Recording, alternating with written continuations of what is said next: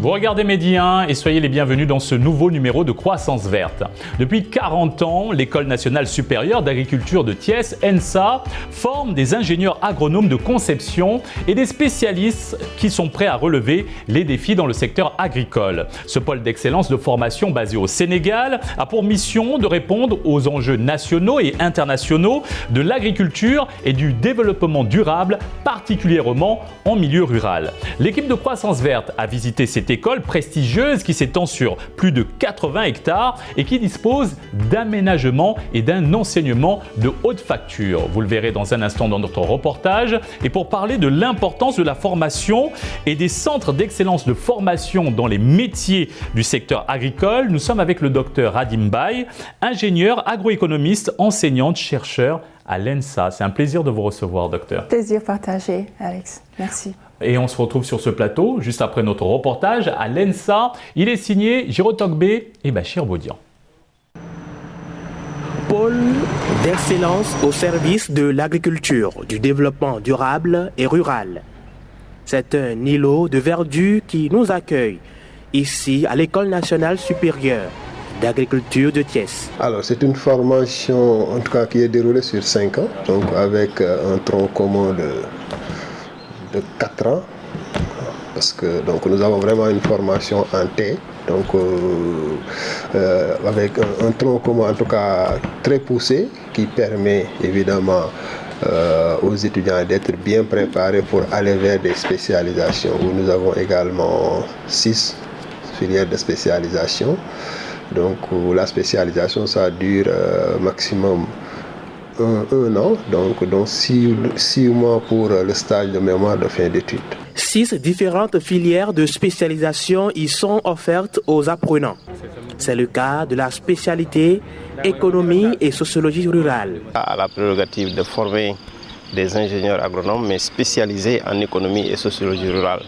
Mais aussi dans le département, on a un master intitulé Développement des chaînes de valeur et entrepreneuriat agricole et agroalimentaire qui accueille, en plus des étudiants de l'ENSA, des ingénieurs agronomes spécialisés en économie, d'autres profils d'économie et de gestion des universités du Sénégal et de l'Afrique de façon globale. Cette école cherche, entre autres, à répondre aux enjeux nationaux et internationaux de l'agriculture et du développement. Vous savez qu'en fait, le Sénégal s'est inscrit dans une voie de développement en fait, qui devrait impliquer en fait, les sciences sociales. Parce que ici, ce que nous adressons, en fait, c'est tout ce qui est économie liée aux exploitations agricoles.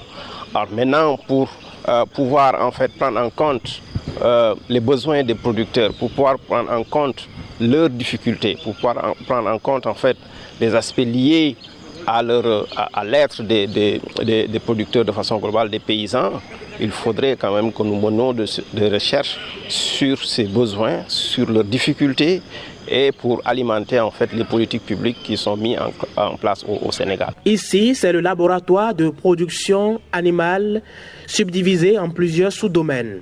Il y a le laboratoire qui sert à analyser les matières premières, les aliments qui sont utilisés.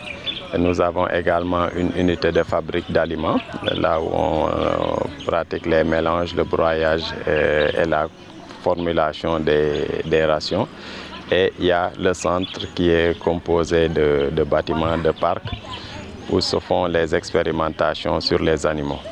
Selon ce chercheur, l'animal de prédilection pour la recherche et l'expérimentation en production animale est la volaille. Pourquoi? Parce que d'abord, c'est un animal à cycle court, donc on peut répéter plusieurs cycles d'expérimentation selon une durée très courte. Ensuite, l'ingestion et la quantité d'aliments qu'il faut pour conduire l'expérimentation peut s'avérer, disons, raisonnable quand on le compare par exemple aux bovins ou bien aux ovins, donc les moutons, qui ont besoin d'une durée d'expérimentation beaucoup plus longue et donc plus de moyens d'investissement. Mais cela n'empêche quand même, nous menons des expérimentations aussi sur toutes ces espèces, par exemple les chèvres rousses qui sont là, donc ont servi dans un premier temps d'expérimentation avant de les maintenir ici pour garder un noyau. Finesse, harmonie de la forme et de la couleur, voilà les traits caractéristiques remarquables de la chèvre rousse. Retrouvée dans la partie centrale du Niger, sa réputation internationale vient surtout de sa peau.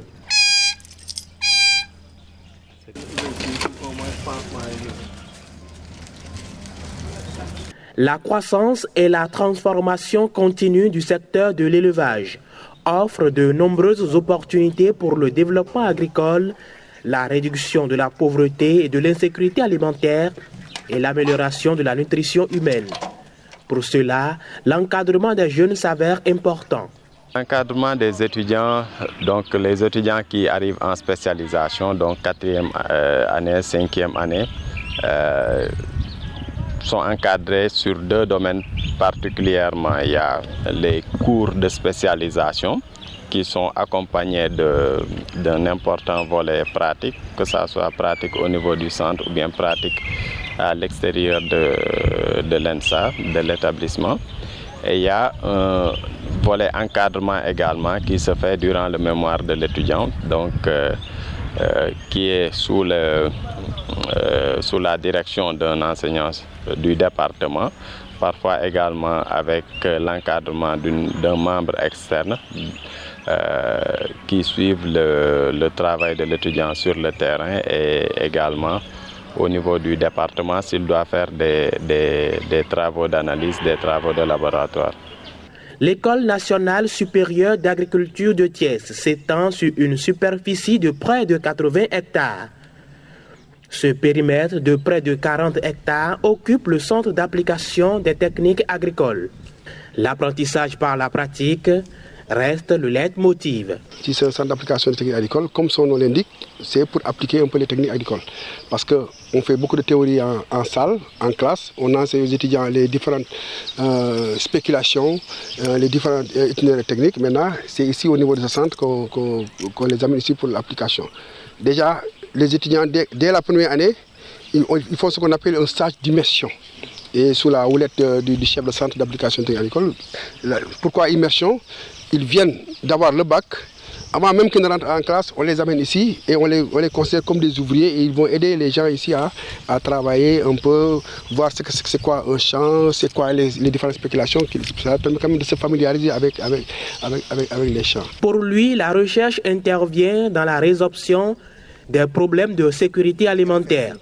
Cela passe par l'amélioration continue des rendements agricoles. Dans un contexte qui est très particulier, avec la crise qu'il y a actuellement au niveau entre l'Ukraine et l'URSS, on se rend compte qu'il y a une crise céréalière. Et de plus en plus, donc, les gens sont conscients qu'il faut vraiment que nous nous remettions en cause pour mieux tacler un peu les questions de sécurité alimentaire. Et c'est pour cela donc, nous menons des activités de recherche. Nous réfléchissons pour voir comment booster la croissance, comment améliorer les rendements, comment jouer sur la sélection variétale pour voir quelles sont les espèces ou bien les spéculations qui peuvent nous donner les rendements les plus élevés. Parce que c'est ça dont nous voulons régler un peu ces problèmes de sécurité alimentaire. Donc il faut donc produire plus en quantité, mais aussi en qualité. La production végétale ou animale ne peut être effective sans les terres. Un sol nourrit le monde. Nous voici dans un local scientifique aménagé pour étudier le sol. Il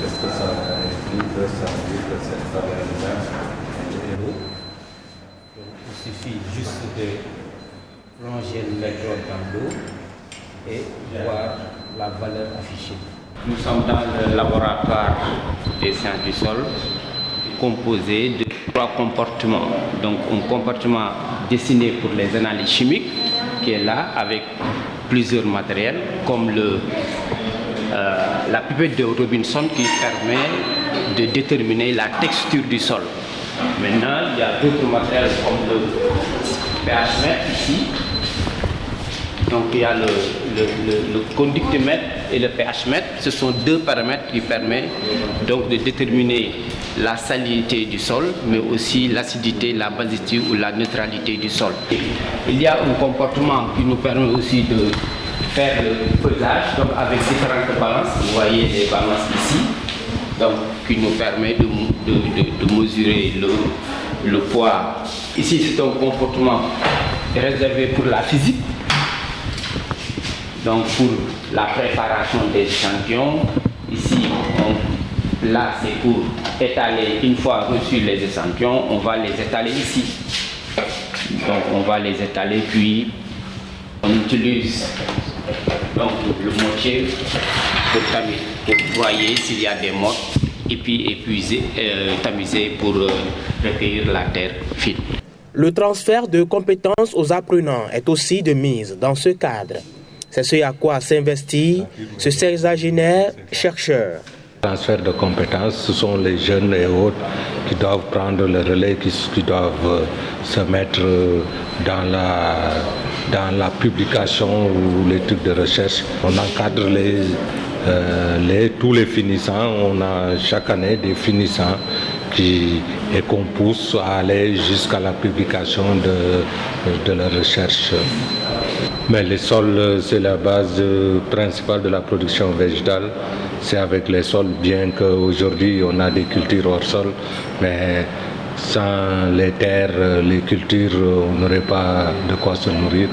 La terre est la base de l'alimentation, aussi bien animale que humaine. Doivent se nourrir de plantes et de végétaux à la base, et les sols est le principal support de ces productions-là.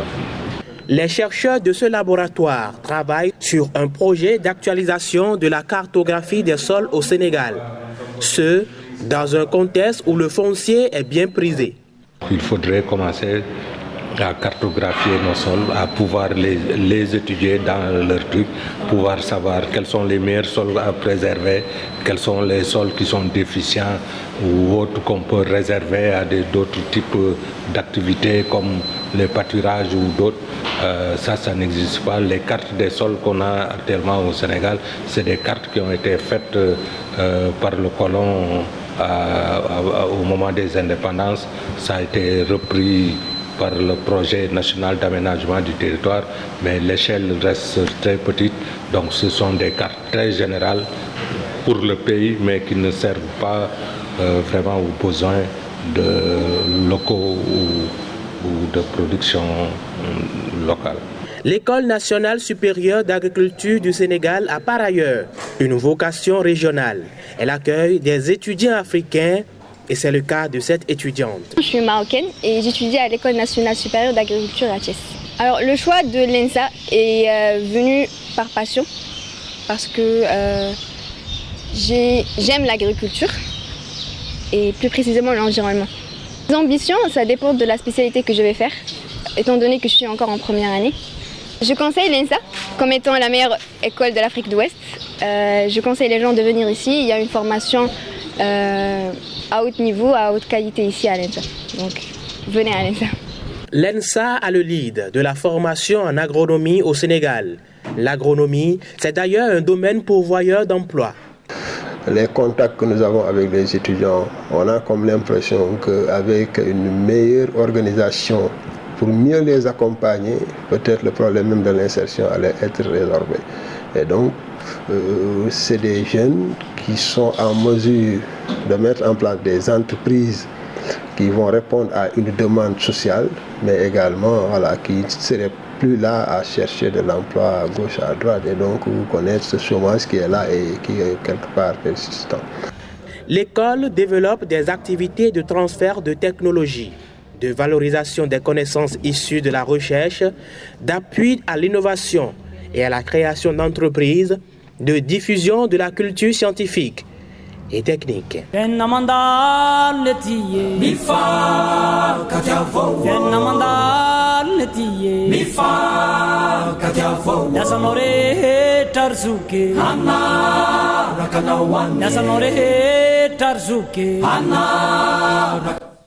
De retour sur le plateau de Croissance Verte et nous sommes avec le docteur Radim Mbaye, ingénieur agroéconomiste, enseignante, chercheur à l'ENSA.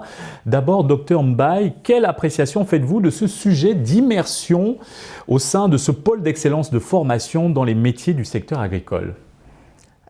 C'est un excellent reportage au niveau de l'ENSA qui montre vraiment en fait tout ce qui se fait au niveau de l'ENSA, où on voit bien qu'il y a des aspects théoriques mais que la pratique occupe une place très très importante à travers ce qui se fait dans les centres d'application techniques, que ce soit les centres d'application techniques de l'élevage ou le centre d'application des techniques agricoles.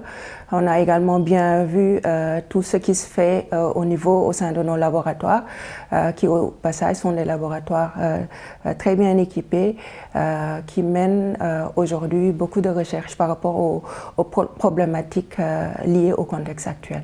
C'est à Thiès que l'école est implantée. Quelle est la particularité de cette région en termes d'agronomie et d'agroforesterie pour mener à bien vos activités?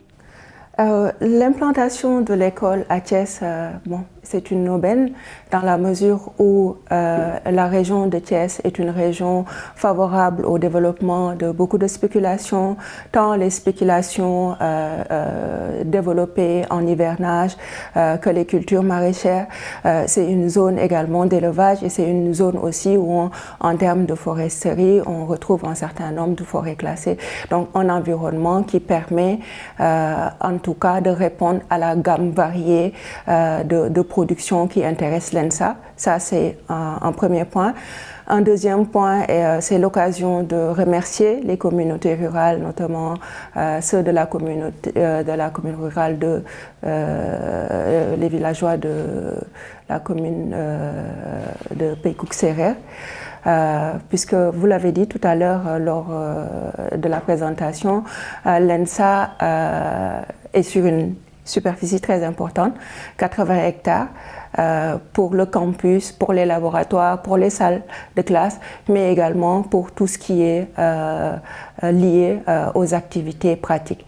Donc, selon vous, docteur Mbaye, quelles ont été jusque-là les grandes phases de développement de l'ENSA? Pour faire simple, schématiquement, on peut dire qu'il y a une première phase donc, qui va jusqu'aux années 90, donc de la création en 1981 au milieu des années 90. Donc, entre-temps, l'ENSA, qui était Institut national du développement rural, est devenu en 91 École nationale supérieure d'agriculture. Au milieu des années 90, l'ENSA a eu un peu plus de flexibilité par rapport à ses effectifs, dans la mesure où l'ENSA n'était plus en fait obligée de se calquer sur les besoins de la fonction publique. Parce qu'il faut rappeler que jusqu'à cette date-là, les ingénieurs formés au niveau de l'ENSA étaient directement recrutés au niveau de la fonction publique. Et l'autre phase importante, c'est à partir de 2007, l'ENSA a été intégrée à l'université de Thiès. Donc à partir de ce moment-là, l'ENSA est partie dans une ambition de monter en puissance. Donc la montée en puissance s'est faite avec beaucoup de difficultés.